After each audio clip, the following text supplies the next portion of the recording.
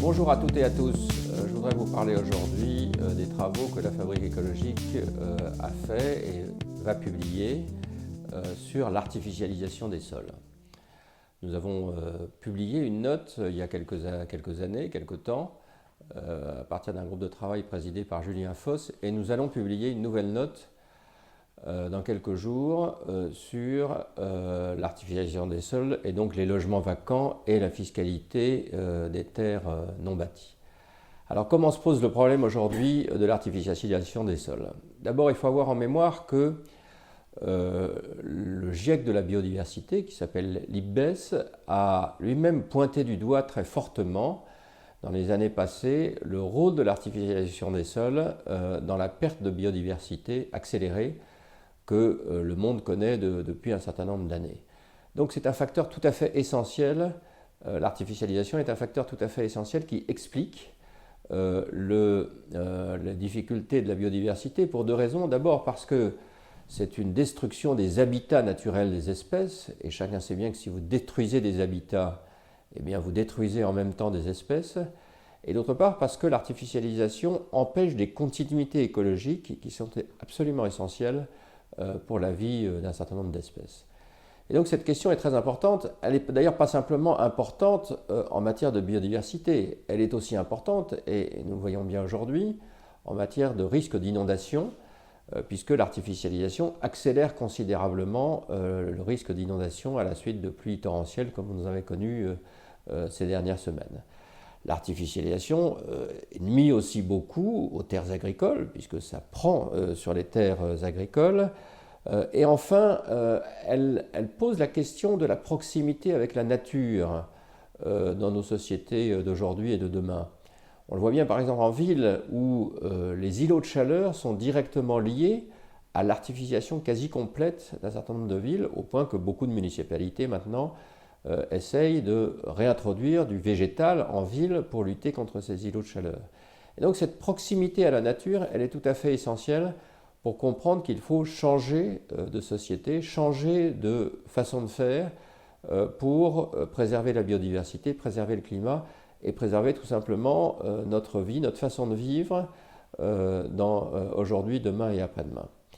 Alors à partir de là, quelle est la situation aujourd'hui en France? Eh bien d'abord, il faut le savoir que nous avons la surface d'un département français qui s'artificialise tous les 10 ans et que dans ce processus d'artificialisation, l'habitat compte pour environ 40%. Ensuite, il y a évidemment les infrastructures économiques, les infrastructures de transport, mais l'habitat a la plus grande place. Et que cette artificialisation, elle augmente plus vite que la croissance de la population. Et c'est ça qu'il faut avoir en tête. Autant on pourrait comprendre que l'artificialisation aille de pair avec la croissance de la population, mais là, elle avance plus vite, et assez nettement plus vite. Et il y a même des régions françaises qui continuent à s'artificialiser alors que la population diminue dans ces régions, dans ces localités.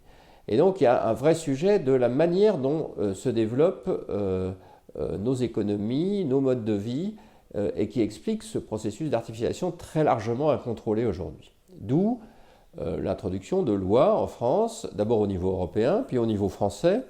D'abord la loi climat et résilience de 2021 qui a fixé deux objectifs, un objectif de réduction de moitié de la consommation d'espace à l'horizon 2030 et de ce qu'on appelle le zéro artificialisation net à l'horizon 2050. Qu'est-ce que c'est que le zéro artificialisation net? C'est tout simplement l'idée que on consomme une surface extrêmement réduite et que cette consommation de surface est compensée par un processus de désartificialisation d'un certain nombre de territoires. Et qu'au total, donc, il n'y a plus d'artificialisation sur le territoire français net, c'est-à-dire qu'il peut y avoir de nouvelles artificialisations, mais que s'il y a cette nouvelle artificialisation, elle est compensée par des terres qui sont désartificialisées.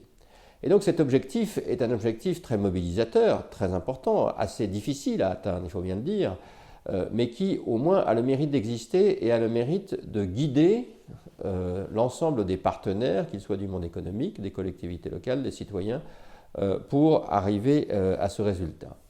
Une nouvelle loi en 2023 a assoupli les conditions de cette artificialisation, les conditions de cette lutte contre l'artificialisation, Mais disons qu'au total, ce dispositif passe principalement par l'évolution des documents d'urbanisme, c'est-à-dire le fait que dans un certain nombre de documents d'urbanisme, on se dise, eh bien, on va n'artificialiser que telle ou telle portion du territoire simplement pour arriver au total à l'objectif souhaité.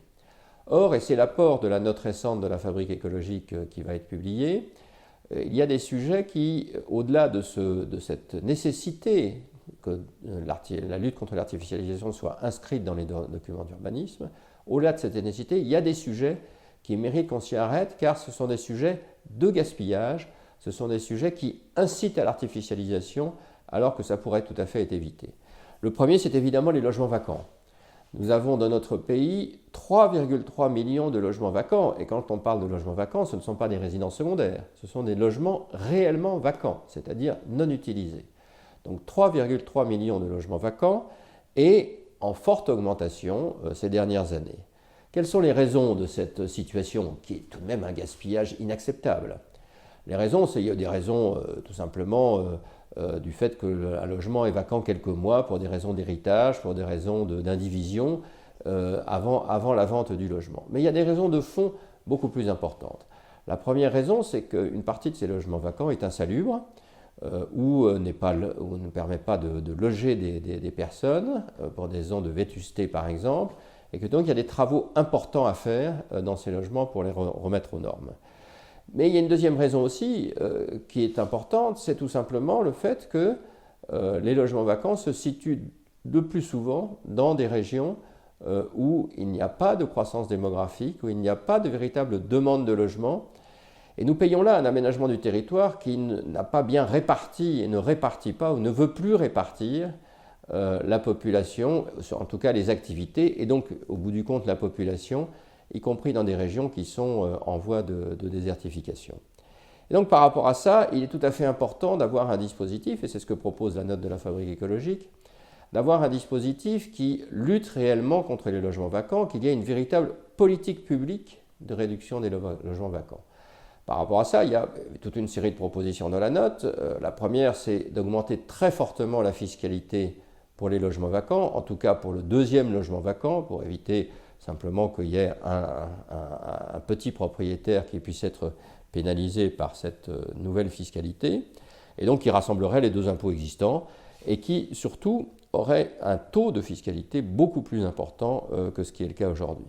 À quoi servirait l'argent récolté? L'argent récolté servirait tout simplement à un fonds permettant justement pour ces logements vacants pour des raisons de vétusté et avec le fait que les propriétaires n'ont pas les moyens de rénover leur logement, eh bien, permettrait en priorité à ce que ces logements puissent être rénovés dans les meilleures conditions.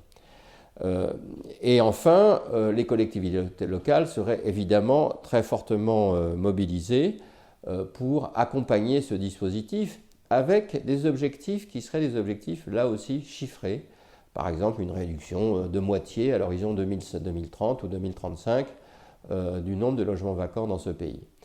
Il faut bien comprendre que le fait d'avoir des logements vacants est un gaspillage insensé puisque ça mange des terres sans qu'il y ait de réponse à la crise de logement que nous connaissons puisqu'il n'y a pas d'occupants à ces logements. Et donc il faut tout faire pour éviter ce gaspillage. Le deuxième sujet qui est traité dans la note, qui lui aussi est très peu abordé dans le débat public, c'est la fiscalité sur les terres non bâties, c'est-à-dire les terres agricoles ou les espaces naturels. En France, nous avons un système de fermage agricole qui fait qu'il y a une faible rentabilité des terres agricoles, beaucoup plus faible que dans les autres pays occidentaux. Cette faible rentabilité agricole, elle est néanmoins pénalisée par une fiscalité agricole qui, elle, est non négligeable puisque plusieurs impôts s'appliquent sur ces terres agricoles ou ces espaces naturels, la taxe foncière, les droits de mutation à titre onéreux, les droits de mutation à titre gratuit, l'impôt sur la fortune immobilière, etc. Et que donc, au total, vous avez une fiscalité qui n'est pas négligeable et quand on compare du coup la rentabilité des terres et le fait que la fiscalité la diminue encore, eh bien, les terres agricoles et les espaces naturels sont très très peu rentables par rapport aux espaces urbanisés. aux espaces artificialisés. Et donc c'est une incitation forte à aller le plus vite possible pour un propriétaire vers une artificialisation, vers une urbanisation quand il le peut, quand les documents d'urbanisme le permettent. Et donc ça accroît la pression, y compris sur les élus locaux, pour que les décisions d'urbanisme aillent dans ce sens-là, et parfois au détriment du processus d'artificialisation. Et donc il est tout à fait important d'avoir une ligne directrice dans ce domaine. On le sait peu. Par exemple, les immeubles classés monuments historiques sont totalement exonérés de droits de succession. Pourquoi est-ce que les espaces naturels, voire les terres agricoles à dimension écologique, par exemple consacrées à l'agriculture biologique, n'auraient pas le même sort? En tout cas, la ligne directrice de baisser cette fiscalité qui est un handicap pour lutter contre l'artificialisation est tout à fait importante. Voilà quelques propositions. On voit bien qu'il faut que l'ensemble du dispositif des politiques publiques soit orienté vers la lutte contre l'artificialisation, qui est un enjeu majeur de biodiversité, de qualité de la vie, qui est un enjeu majeur pour lutter contre les inondations et sur lequel il ne faut pas faiblir. Voilà, merci beaucoup.